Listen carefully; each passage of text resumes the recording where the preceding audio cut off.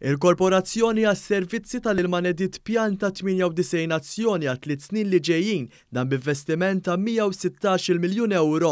Il-Ministru għall-Enerġija u l-Immaniġġjar tal-Ilma Michael Farrugia spjega kif dan il-pjan ser wassal sabiex il-korporazzjoni tilħaq livelli bla preċedent banijiet stabbiliti. L-ewwel għan huwa l-intejbu l-management, l-intejbu l-mod kif naħdmu.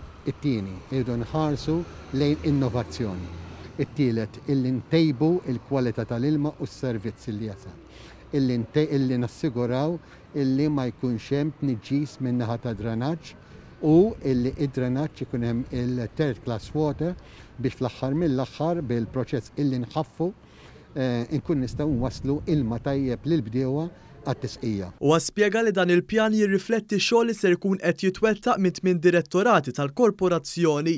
Is-Segretarju Parlamentari Stefan Zrinzo-Azzopardi stqar kif dawn il-proġetti qed jiġu finanzjati b'92 miljun euro li ġejjin mill-programm ta' fondi Ewropej.